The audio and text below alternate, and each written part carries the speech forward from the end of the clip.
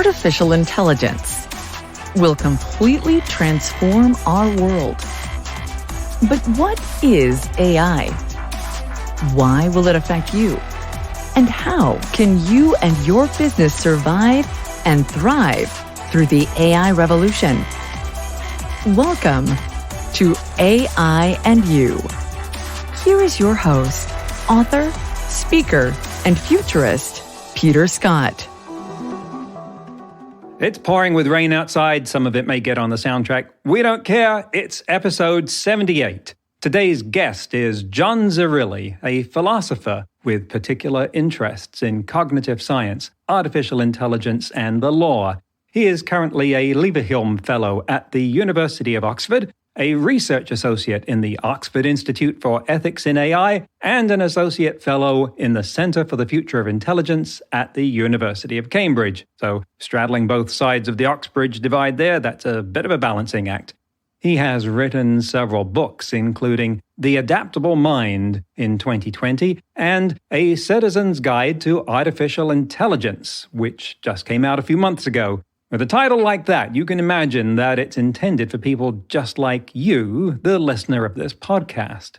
It starts out with a chapter describing what AI is. Then each chapter, some of which are written by co-authors and edited by John, tackles a major issue or theme in AI today: transparency, bias, responsibility and liability, control, privacy, autonomy, algorithms in government, employment, oversight and regulation. Basically, the top hits of this show.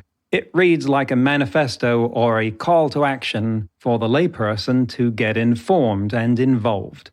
So we're going to start out talking about what sort of results or influence he was intending to get out of publishing this book and how some of those issues impact the average person today, in particular, in this first half, privacy. Let's get to the interview with John Zerilli. John, welcome to the show. Thank you for having me. Well, I'm here to talk about principally your latest book, come out in 2021, A Citizen's Guide to Artificial Intelligence. And it's a really interesting title because I know from reading this that you're very deliberate in your choice of words. So speak to the citizen aspect of this, please. Because the book's cover obviously has 7 authors on it, it immediately inspires the thought, oh, this has been written by a committee. There are too many people with too many different and potentially jarring styles. So this will not be a friendly read. So to counteract any suspicions that authorship might have aroused, I thought we need to have a title that conveys the true spirit of what this book is about. Hence, I used the word a guide, and I also used the word a citizen's guide to say that it's for anybody that is interested in the idea of artificial intelligence and what it means for us. So it's basically addressed to the interested layperson. The word citizen also gets at another dimension of the audience, which is I want to address the lay interested person in their capacity as a voting citizen of a presumably democratic polity. So I wanted to highlight the fact that this book's sweep will be necessarily political. Right, and you definitely talk about it being political. You also emphasize the need for vigilance near your conclusion. And when you're talking about vigilance, and you've already set up the issues, the reasons why vigilance would be needed, but who are you addressing there? Is it more the layperson or would it be policymakers? It still is the layperson, but in a way it's both, because some lay people will also be public servants. I mean, they're lay people insofar as they don't know much about artificial intelligence. They might have been students of public policy or economics. They may not have much knowledge about machine learning, artificial intelligence. So we can still call them lay people. But I'm addressing both, I suppose, lay people in the political process more actively and those that are not so actively involved. Because the idea is to get anybody, insofar as they are a citizen, to think about what's been presented in the book and think about how they might pull the levers that they have available to them to get the system working the way it should be, whether that's by contacting a member of parliament, agitating for parliamentary inquiries, bringing things to the attention of those that are in power so that a momentum can get underway for change where it needs to happen. I mean, we're already seeing that all around the world now.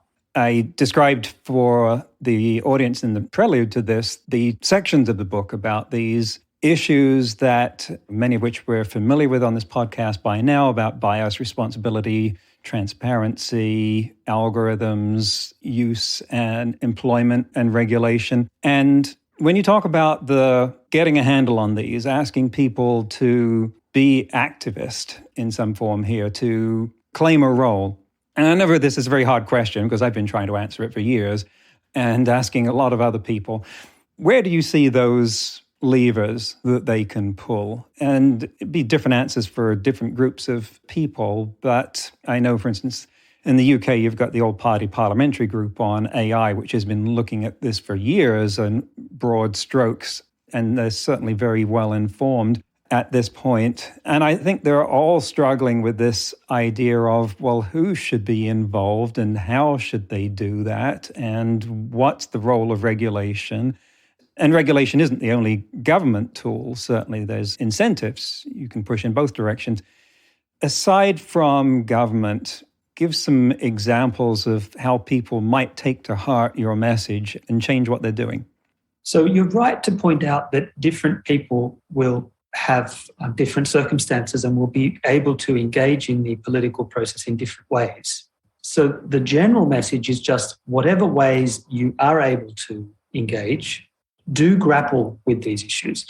An example for someone that may not have much to do with big tech, machine learning, may not even be involved in government, might just be the simple act of refusing to allow cookies when they visit websites. It is an extra step, but since I've implemented this change myself in my own browsing life, it actually doesn't add much more than about 3 seconds, because now, because of the GDPR, the main legislation governing data protection in Europe and countries that transact with Europe, there's a requirement for these websites now to be very upfront about cookies that are being put on your device.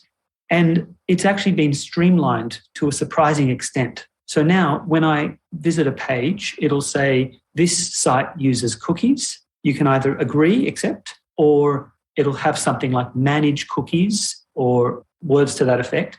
All it literally takes, for the most part, I would say 9 cases out of 10, is just to click manage cookies and then reject all, basically. And then you can go on doing what you do. Even just that simple change means that you are contributing in however small a way to creating an ecosystem where big tech doesn't just assume that you're there for the taking, that your data, your information is there for the taking. And I know it sounds minuscule, one person's contribution, but it's not unlike the case of, if you remember back to the late 1980s and the early 1990s, I was just in school. I won't tell you quite how little I was, but I even remember campaigns to encourage people to dispose of their rubbish when outside. You actually had, at one point, you had to tell people not to just throw litter wherever they were. If they went into a park and had a picnic, you had to tell them to take their wrappers and plastic and dispose of it. Now we kind of just take that for granted. Of course, you don't litter, but it's a small change, but it's one that has made a big difference to the appearance of many of our urban spaces. So it's for those that don't have that contact with machine learning and big data and big tech, there are simple steps like that I think will go some way towards changing the way we think about the information we give. Because at the end of the day, this entire phenomenon that we're experiencing, this renaissance of AI in the form of machine learning, runs on data. So any dent at all in that is something. I don't know if it'll be enough. Pretty sure it won't be enough to deal with the problem, but it's something that is empowering, I think. Is that specifically privacy here that we're discussing, or does it leak into other areas? Primarily, I'm thinking mostly in terms of privacy, because the information that you give away online is not, the problem with it isn't just that you're giving away your information and that might be somehow weaponized against you personally. The issue is that by giving information away, you are giving a very powerful resource to companies that use that information to run their platforms. And these platforms can be put to nefarious ends, and they have. The entire business model on which Facebook runs, on which Google runs, requires extracting as much information from individuals as possible. And what that results in, I mean, just to take the case of Google and Facebook, is it feeds a system that has effectively become the public square. We're no longer in Renaissance Italy, where we can go out into the piazza and debate political issues of the day, but with all and sundry. We basically, our contact, our exposure to others and to competing views is now almost entirely mediated with online platforms. And so what you see on Google is a function of what Google essentially decides to show you when you enter a search term. And what the news that you see on Facebook in your news feed is a function of what Facebook's algorithms have decided that you really ought to see. So the material that you see in that public platform, the modern day equivalent of the old piazza, is entirely governed by these two corporations, almost entirely governed by these two corporations. So by you not giving them that information, you are, in however small a way, restricting their power. You are saying no to that model, whereby they get to determine what the public sphere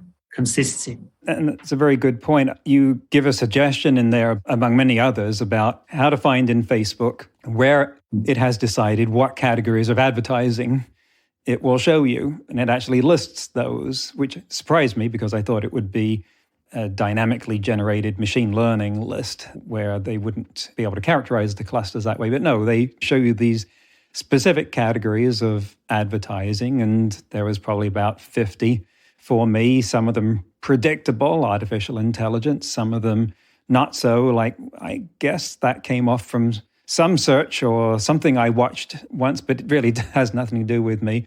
And you can manage them. And there also seems to be this principle in Facebook that the more personal the information or the closer it gets to your privacy, the more clicks it takes to find it. And this is very timely here when we've got the Facebook papers being examined and talked about in the US Congress at the moment. I want to flip this at the moment because that's a narrative that we've heard a lot about, to ask, in order for AI to serve us, to do what we want, it's going to need information about us. It's going to need personal information about us to do personal things for us, in the same sense that if we want a digital butler, it's got to know our preferences the same way a real one would know how many sugars you take in the tea. Yeah. And what sort of governance do you think could handle that responsibly, where you would want to take your foot off the brake? Could you clarify that question? Are you asking what sort of governance structure would best protect individuals from having their personal information used to personalize content to them? How could AI be developed and deployed for our personal use where we could trust it with that level of personal information to realize the benefits of it having that personal information? I think probably it's going to come down to the privacy regimes to which we're all subject. So, basic principle of privacy law is that information, you can consent to information being used, but it has to be consent to named and specific purposes. So if you look at the terms and conditions of, say, how Facebook gets your consent, you're basically consenting to them using that information, as they put it, to improve Facebook or to improve our services. That's not a named and specific purpose. That's using your information to implement Facebook, which is almost like a tautology. Clearer, more precise and firmed up privacy laws will see to it that you cannot give consent for such ambiguous causes. If Facebook wants to use your information to do something very specific, so for example, to figure out the kind of person that enjoys long train journeys, then they have to tell you that that's what your information will be used for. It will be used to train a system to determine who likes long train journeys. And maybe they'll find that a certain type of demographic, let's say white, maybe Christian, let's say over the age of 55, might like to take long scenic train journeys. Well, then we need to be told that, and that's what we'll be consenting to. If you just consent in the abstract to something vague, it's really no consent at all. because consent is nothing unless it's knowledgeable consent. But at the time that you give consent, if it's for such a vague purpose as to improve our services or to improve our quality of our platform, you don't know what that means. That could mean all sorts of things. I mean, in what way does it improve the platform? Does improving the platform mean that they can have ever more invasive insights into the kind of person you are, to the extent that they might be able to target you with ads that may press your buttons in some way as to push you one way or the other in an election? I mean, that might be improving the website as far as they're concerned, but you don't know what you're consenting to. And those are the kind of penalties that we've paid for this. It's become a widely dispensed truism that if you're not the customer, you're the product, and we're not paying for these services, therefore we're being used. But I don't want to let go of the idea that someone somewhere could make this digital butler available to me to be a personal assistant, because I would very much like one, but I can't afford a real one. And so it would have to know a great deal about me that I wouldn't want abused, just like any personal assistant would.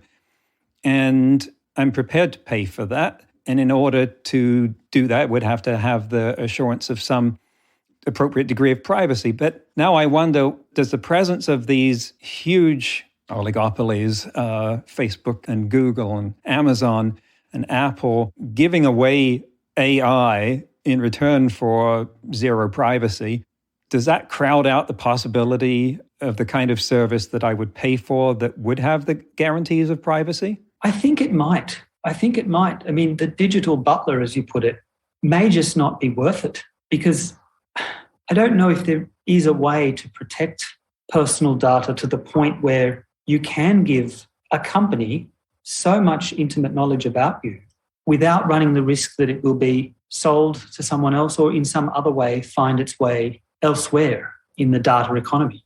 I mean, even the NHS, without getting patient approval in the UK, was willing to give Google patient data. And of course, it might be sold in terms of the benefits that being able to mine so much health data would confer to future generations in terms of medical insights and discoveries. But that's a bargain that we should be involved in. And the British public wasn't allowed to come on board. They didn't give consent to that handover of information to Google. So I don't know if the digital butler is actually possible, if no less an entity like NHS, which you would think would really have extremely high regard for our private information, was willing to give away that information to a major player like Google. I think that the alphabet might just not be a feasible. Well, it might lie on the other side of some sort of breakthrough in data compartmentalization and security. And was that NHS data anonymized before they turned it over? It probably was. I think it was. But I'm not sure if you're familiar with de-anonymization techniques. But yes, it's not too difficult. If you really want to find out whose information something belongs to, whose information it is, it's easy enough to do. Yeah, I think I saw that combining something like 4 or 5 demographic data types would be enough to de-anonymize data to recover identity. You bring up in the book issues of bias with some specific examples about AIs making decisions based on characteristics that they'd harvested from data that weren't in the traditional classes of protected attributes of protected classes, but nevertheless make us think about this. Like, could AI that's in charge of deciding a court case decide that it's part of its decision is based on what someone had for breakfast, which if it was exposed in a human court would be tossed out as irrelevant. But that is exactly the sort of thing that an AI might come up with in its cluster analysis if we unpacked it to see what was there. If you look by analogy at the way that AI is trained on image recognition and say sheep, pictures of sheep, this has been demonstrated by Janelle Shane relentlessly and others, that they are recognizing them not just by the boundaries of the white fluffy thing, but by the fact that they're in landscapes. So a landscape that looks like a sheep field will have a significant chance of being tagged as containing sheep by an AI, even if there's nothing in it. And so some sort of cluster analysis of factors used by an AI in a court case might well have something in there like breakfast food. And your other example was, would we be justified in withholding a loan to someone because they like fennel? I don't like fennel. Maybe that's a plus or a minus. Fennel, like as you say, aren't a protected class, but it still looks like discrimination. So we wouldn't want that to happen. But what if in these cases, somehow it turned out that the AI was right, or we couldn't prove that it was wrong, that we just hadn't thought about what the connection might be between fennel and loan qualifications? Are we looking at this the right way? Yeah, so I leave that as an open question at the end of the prologue. It's precisely the kind of question that the rise of machine learning algorithms in all sorts of areas of public and private decision-making poses. And I still don't have an answer to that. But I think what we can't do is necessarily dismiss the result of a machine learning algorithm just because it seems unintuitive to us. It's a point that's been made by the scholars Selbst and Barocas in the US. And they talk about the fact that just because something is unintuitive to us doesn't mean it needs to be dismissed out of hand. This is unlike the case with a human. If a human were to decide something on the basis of such a spurious correlation like fennel and creditworthiness, you would have no hesitation in dismissing the decision as being unjust, not even a matter of discrimination. It would just be an absurd, irrational result. But that's because we know what humans are like and we know roughly how humans tick. Whereas with a machine that comes upon the same correlation, we can't be so sure that it's just spurious and irrational. Right. It could be like AlphaGo's move 37, which no human Go player would have played and threw everyone, especially Lisa Doll, for a loop. But later on they concluded, oh, that was brilliant. Right, exactly. So what we have at the moment are legal regimes which, for the most part, exclude such results. So a result like that associated some random feature of the person with creditworthiness would just be, on current laws of what it means to be reasonable, a reasonable decision maker would be considered illegitimate. But the point that I put in the book at the end of that prologue is perhaps the default position of outright dismissal and rejection needs to be revisited in the case of machine learning. So I don't have an answer yet as to what we do about that, but that's what I'm currently engaged in thinking about on my current project at Oxford. That's the end of part one of the interview. I was particularly taken by the idea that there could be something that looks like discrimination against fennel likers or dislikers in this case, that isn't legally discrimination, doesn't really have a moral basis for arguing that it's discrimination, but it still doesn't feel right. Even though it could be that there's some connection between liking fennel and the outcome the engine is being trained for, and we humans were too dumb or too blind to see it, but the AI found it. Even if it's not fennel, we should expect situations like that to crop up more and more. In today's news, ripped from the headlines about AI, Alexa has been outed. The identity of the original voice behind Alexa has been revealed to be voice actress Nina Roller. According to journalist Brad Stone in his new book, Amazon Unbound, Jeff Bezos and the Invention of a Global Empire, neither Amazon nor Roller would confirm this, but you can go to Nina's website and hear her for yourself. Of course, she wouldn't have recorded every word that Alexa can say, and I had to unplug mine for this recording, otherwise she'd be all excited about hearing her name and interrupting, "What is it, Peter? I'm sorry, I don't know that one." But enough phonemes for machine learning to learn how to construct them for various text inputs. What I don't know is whether they engaged her for the 7 other languages that Alexa speaks. To me, they sound like they could be the same or a different speaker. Next week, we'll conclude the interview with John Zerilli when we'll range over ethics, education, bias, and cognitive science. How does looking through the lens of philosophy, and we've had several philosophers on the show now, inform a deeper perspective of AI?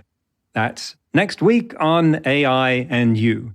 Until then, remember, no matter how much computers learn how to do, it's how we come together as humans that matters. That's all for this episode of AI and You. Please leave a rating and comment and share with your friends. Get the book Crisis of Control and see more videos and articles at aiandyou.net. That's AIANDYOU.net, where you can also send us your questions. Thank you for listening.